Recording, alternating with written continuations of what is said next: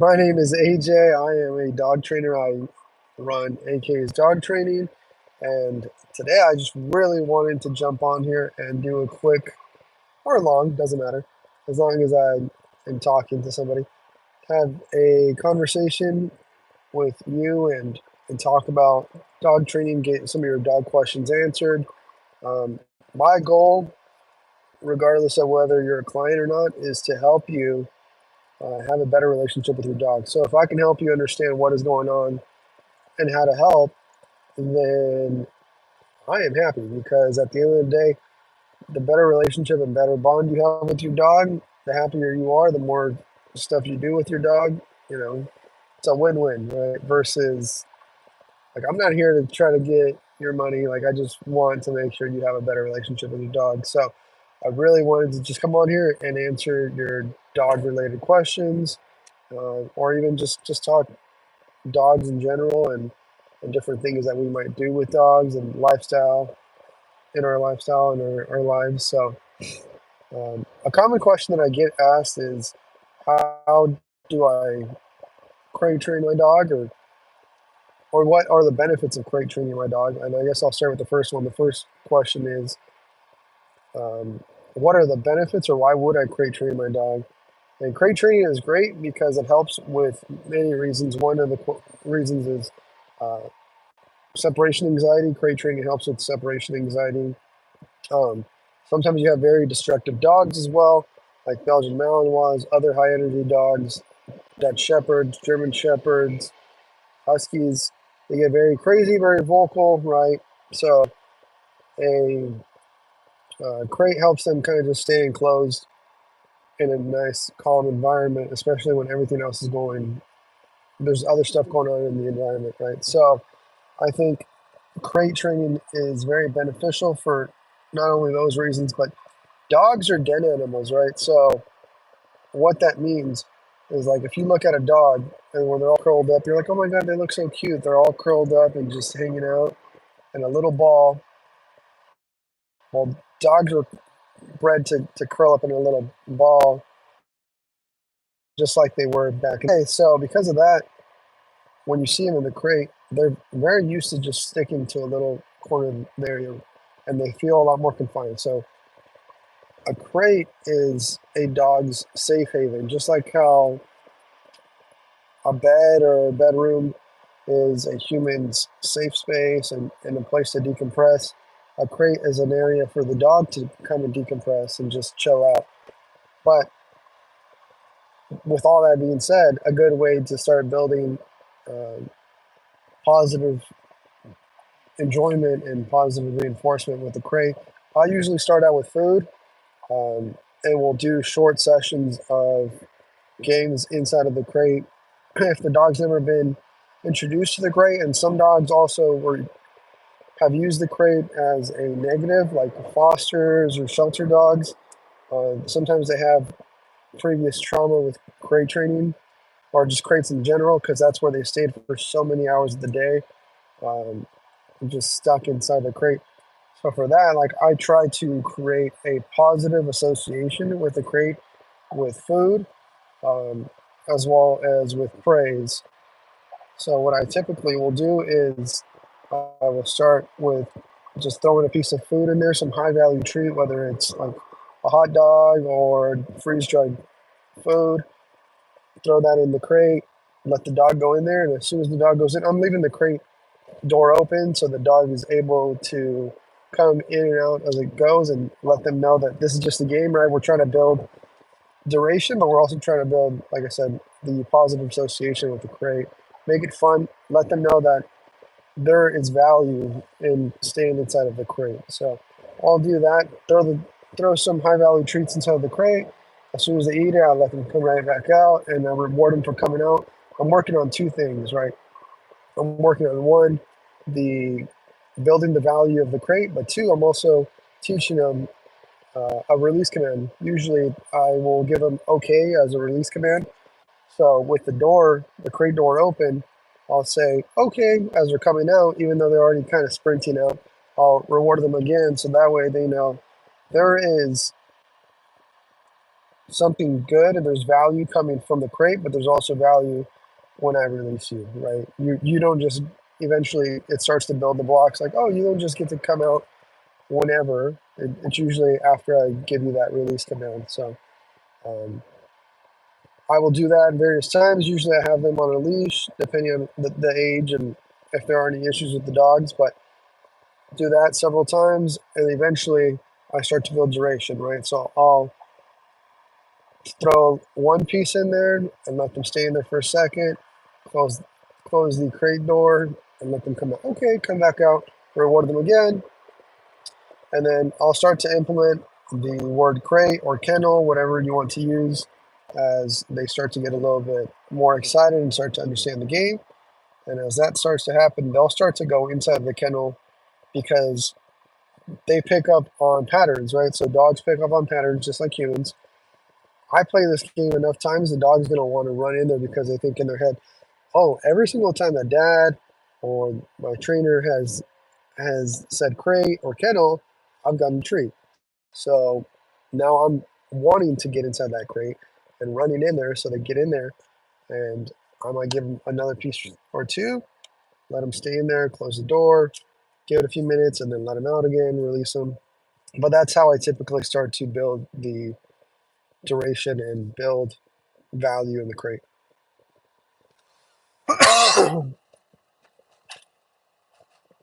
Hello, how are you guys doing?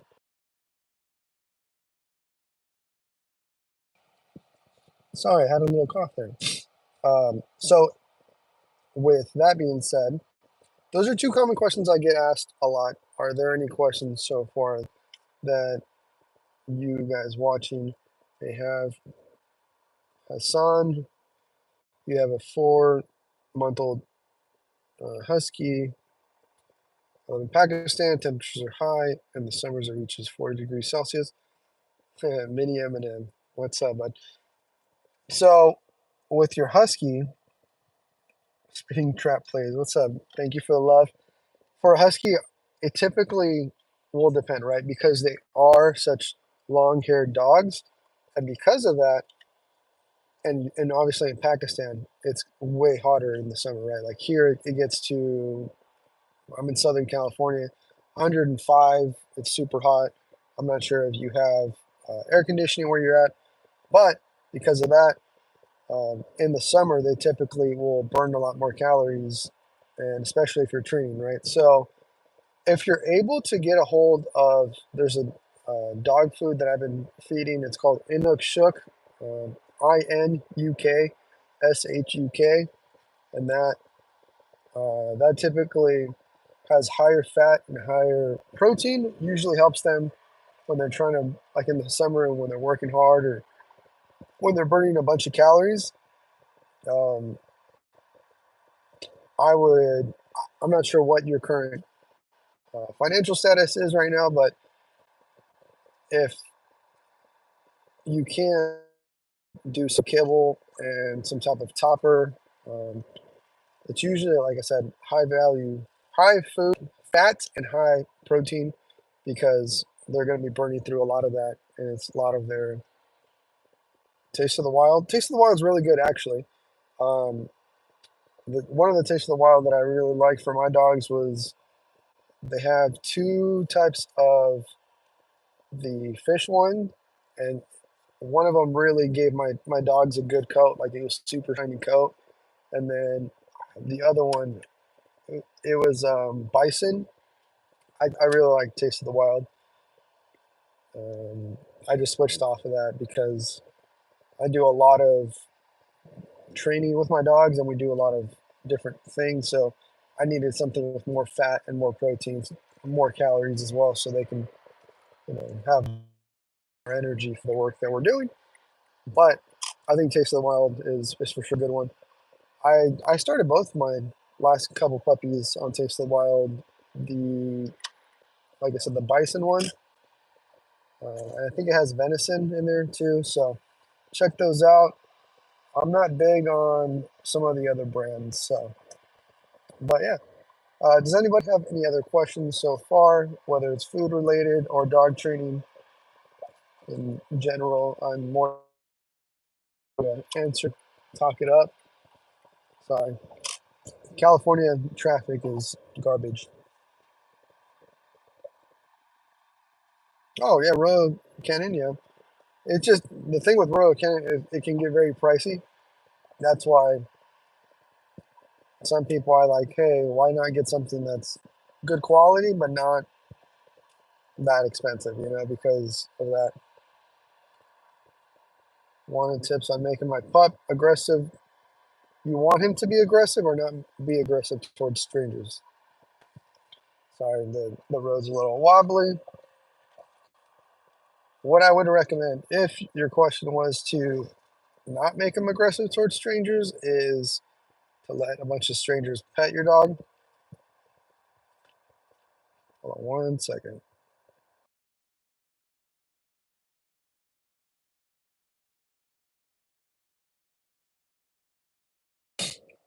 Um, so if you're trying to make your dog like some type of protection dog, I would, well, one, get with the trainer for sure, because a lot of that is you have to train that into them. But two, what I would start to do is to get away from letting people pet my dog. When I first, they'll rip a stranger apart. That's cool. Yeah, no. So a lot of it has to do with genetics too, right? Like, so if my dog is super friendly, then you kind of have to take them away from that and not allow other people to pet them, because all the engagement and everything else is coming through you, not from anybody else, right? If my dog gets excitement from getting pet by strangers, well then crap. All of a sudden the strangers that could possibly be a threat is all of a sudden going to be a problem when my I need my dog to help me and bark or do whatever I need them to do, because my dog is so friendly with every dog, right? Or in every person. So what I typically do is I will not allow other people to pet my dog. Well, not that I want them to pet my dog to start with, but I will tell people don't pet my dog because I don't want them to have any sort of engagement from other people. Because again, I am the most exciting thing in your life. There is no value from other people, right? It's me and the family, right? That's it. So that's what I would start to do is, if you can, get with the trainer, because if you want to teach some type of civil agitation and bite work, that's the best place to do it. It's very hard to do online unless you know what you're doing. So that's why I'm saying trying to get with the trainer. And I know it sucks to hear because of the fact that, let me see, I don't know why this changed to Wi-Fi. One sec. Yeah, it's very, very hard because of that. But that's what I would recommend. I would recommend getting with the trainer if you can, and then don't let other people pet them or like give them love. Um, and it goes back and forth, right? Because I've had some dogs that are afraid of strangers, and you're like, oh, dude, hey, yeah, you can go ahead and pet my dog. It's totally fine, because I'm trying to build that value and letting them know, like, hey, there's people out there, and that's totally fine, and you could be okay with them. And then there's the opposite, right, where my dog's too friendly, and now you're like, hey, don't pet my dog, don't do anything with my dog, because they're they think other people are too valuable, and I don't need that. No, I would definitely start doing that now, because the more you start to train um, it to not value other people now, the easier it will be later on, because it's way easier to train a puppy at a younger age to the right habits that you want, versus trying to teach a dog that's a little bit older and break those habits and kind of go back. So, hope that answers that question. But I'm glad I'm getting somebody from Pakistan, and that's great. I'm glad to hear that I'm being able to be watched by somebody out there. It makes me very happy. I see that there's, of course, yeah. I'm glad that you're asking questions, man.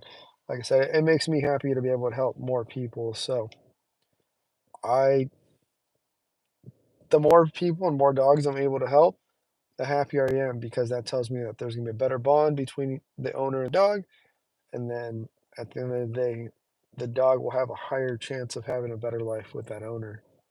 So, yeah. Um, let's see. What other questions do people typically have that are pretty common? Is potty training. I typically will do potty training with my puppies using a crate because dogs are den animals. Again, dogs are den animals, so they're not going to want to step and sleep in their pee or poop. So if I can kind of put them in a little space for in their crate, then it's a lot easier to go in and out and kind of see their behavior change when I need to take them out. I also will make sure that if they're going to drink and eat food right after they eat and drink, I will take them out, put them on a leash, put them back in the crate. For me, dogs are opportunistic. So if I take them out, are you on Grinder? No, I'm not. Bro, just check your channel. Thank you for checking the channel. I really appreciate it. Yeah, Malinois are I love, but I really enjoy working with all types of dogs. Earlier, I was working with a golden doodle, but like I said, just all types of dogs. But for potty training, dogs are opportunists, right? An opportunistic animal. So I will take them out on a leash, let them go pee, come back in, and then I know some people say, "Oh, well, my dog didn't pee." Okay, well, guess what? If your dog didn't pee in 5 minutes, what is going on here? I'm Hulk Hogan tights. You're funny. Um, I will bring them back in. I'm like, "Hey, sorry, bud, you're going straight back into the crate. If you're not gonna pee now, you're gonna pee in 5, 10 minutes. That's totally fine. I will continue to do this until they understand that every time they come out, we're going straight to go potty because we don't just get to mess around and run around. And when they actually go potty, I'm gonna praise them. Hey, good job, good potty. And I'm gonna mark it by saying potty and praise them. Sometimes I'll reward them with food, and sometimes I'll just reward them with praise and say how good potty, right? Usually it starts with food, but and then I'll wean off it and start to use just my praise. Yeah, I'm sure. I'm reading, Hassan, I'm reading your breeds get so messed up here in Pakistan. They've literally ruined the German Shepherd breed. Yeah, they literally messed up the breed. Yeah, no, see, and that's, I mean, like personally, I love Belgian Malinois, but I could definitely see the same thing happening with Belgian Malinois. Like they were bred for herding, so were German Shepherds. They were used as police dogs and military dogs and protection dogs and detection, just all this stuff, right? But now they're becoming show dogs and they're becoming this like they're just you don't they're dogs that are on crack all the time. So the fact that they're like making these dogs just like super watered down is just horrible because this is a good breed of dogs that are not meant for everybody. German Shepherds are not meant for everybody. Huskies are high energy dogs that were not meant for everybody. Belgian Malinois, same thing. And now people just get them because they look cool or they've seen them on a movie, and it's like, wow, there goes the reason that these dogs were bred were for work. So the fact that you can't handle this dog is not their fault. Like, why are you getting this high energy dog if you can't handle it then, you know? Like that's yeah. But it just no, that's tough. Yeah, I personally love high energy dogs, but the thing with high energy dogs, it's I always tell people like if you have a high energy dog, I have to be right here, right? Because they're up here. I got to meet them down here because if not, then it's going to be too much. Hold on 1 second. It's going to be way too much. And then they're going to be, how high? Harrison, hi. Have I measured? So both my males can jump 6 feet without any issue. The issue that I tell people is that once you teach your dog that they can do something and you give them the confidence to do them, and I don't say give them the confidence, but you kind of open that door for them, then they're going to be able to push the boundaries even more on their own. So 6 feet is where I've allowed them and show them that they can do it on their own. If they want to try something more, that's on them. I am not like trying to push them to jump higher just because that's how dogs get into stuff that they shouldn't be getting into. Um, but yeah, yeah. But like I said, with high energy dogs, they're up here. My energy levels are down here purposely while we're training because if I meet them at this level and I'm like, oh my god, yeah, yeah, let's play, let's play, let's play, let's train, they're gonna be way up here, and I'm not gonna be able to get them dialed in and reeled in to be able to train properly. So,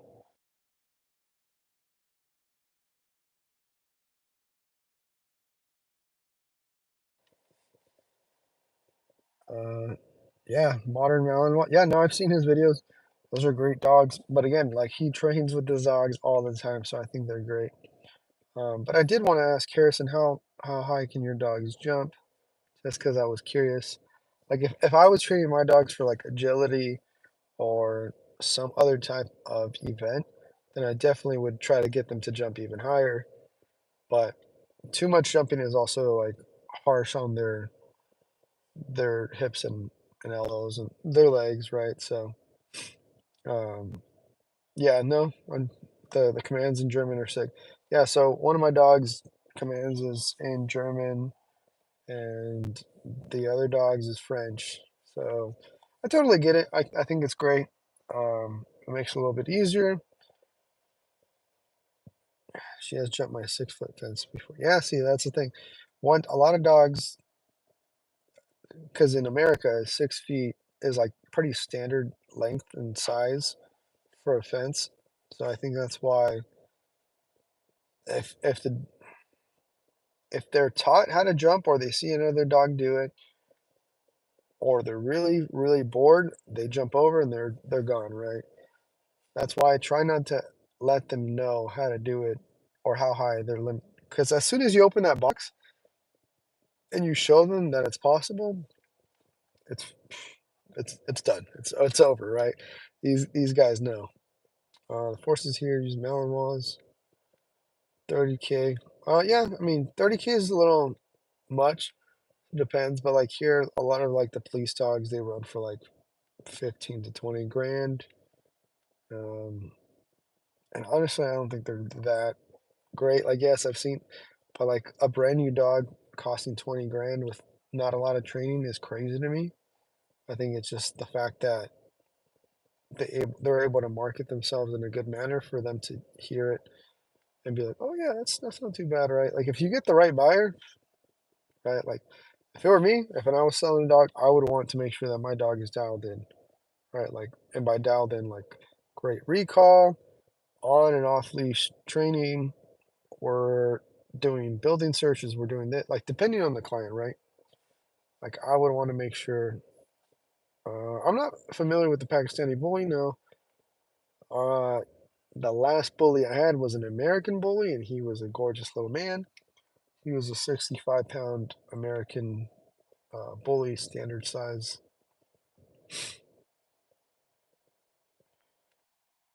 Yeah, see, Harrison, I saw your comment that she learned to jump from her sister. So, like I said, it's usually another dog that will do it, or if they're not mentally like stimulated, they'll start to understand it and learn themselves. So that's just another thing there. But that's a tornado in and out of itself. Yep, a husky, cocker spaniel, and a Dalmatian. Yeah, that's a lot of high energy dogs for sure. Anyway, do you guys have any other questions? I'm about to jump out of here. I got to get inside the store.